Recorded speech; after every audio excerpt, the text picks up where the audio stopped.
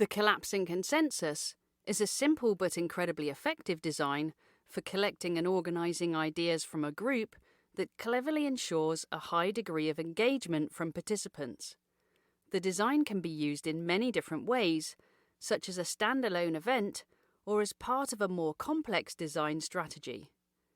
Its use can make any facilitator stronger because it can move a stalled group toward action, be a useful diagnostic, help in creating consensus, ensure greater participation from low talkers while limiting the participation of those who predictably hog center stage, and optimize the use of everyone's limited time. It can be used with as few as 4 people and with as many as 100, and so is a critical part of your design repertoire. Basically, it's a listing process. So many times a starting point of problem solving includes having a group make a list of possibilities or perhaps a list of issues. You can start by brainstorming, but our experience shows that in a group of, say, 8 to 10 people, 2 or 3 will dominate the session. This is because these 2 or 3 might react faster than others, or are less reserved, and others will keep quiet out of habit, respect, intimidation, or annoyance. Why bother? There they go again. Just let them do it. We have discovered over many years and considerable trial and error that clusters of 3 or 4 are optimal for ensuring maximum participation in a listing process. However, even when we use clusters of 4, good ideas might still be lost because some individuals don't respond well under pressure, or one super enthusiastic individual gives their ideas while the other 3 pull back.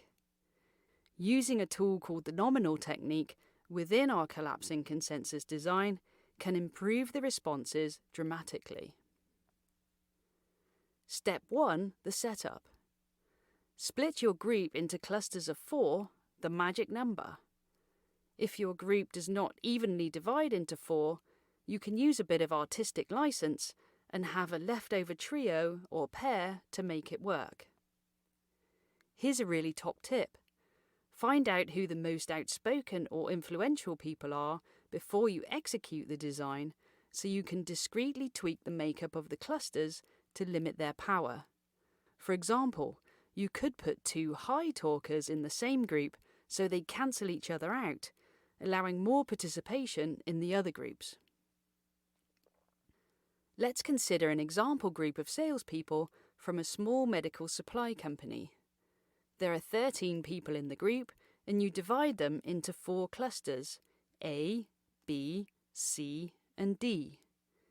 You could have 3 groups of 3 people and 1 of 4, but you need to put your 2 high talkers together to minimize their domination effects on the whole group. So in this case, we have 2 groups of 4, a trio, and a pair.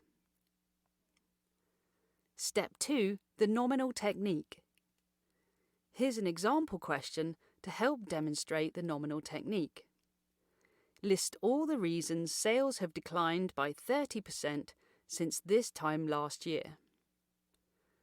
Tell the group to do this first individually in their notebooks with no talking, and give everyone 5 minutes to write their top 10 ideas. Then, nominate 1 person in each cluster to act as a scribe. The scribe will go around their cluster, taking 1 idea at a time from everyone. The scribe will post each idea on a flip chart until all the ideas are captured. If others in the cluster have the same idea, this can be shown by putting 1 or more check marks next to the idea. Give them 10 minutes to capture their ideas. With our group of 13, we could conceivably get 130 responses. But by putting people in their clusters to work, the numbers are often reduced to about 10 or 12 ideas per cluster because there will be considerable overlap. Scaling the design. The nominal technique can also be used with a single large group of 10 to 15 people by asking only for each individual's top 5 ideas. Limiting the number of ideas per person like this can still potentially give us 50 plus ideas, but it is manageable due to the many duplicates that will occur and the agreement you will get on themes. Step 3. The prioritization of ideas in each cluster. Now that each of your clusters has a list of ideas, it's time to prioritize them. Give each cluster 15 minutes to agree on the best 4 ideas on their list. In the process, they must create a rationale for why these ideas are the best. It's okay if cluster members negotiate to enlist support for one idea or another.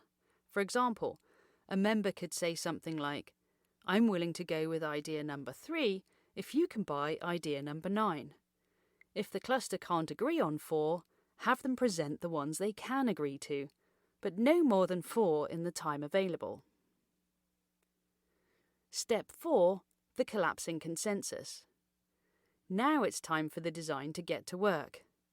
Ask clusters A and B to come together, and clusters C and D to similarly join. Give each new group 20 minutes to do the following. Cluster A will show their 4 prioritized ideas to B and present why each is important. B members can ask questions for clarification, but not for debate. Then B will give A their 4 ideas in a similar fashion. There's almost always at least one item of agreement. If not, Cluster A will look for areas of gentle agreement on the other team's list, ideas that resonate with them. The goal is to negotiate as a group until they can agree on a single list of 4. Meanwhile, the same process occurs among members of C and D clusters, with them eventually agreeing on their 4 best ideas.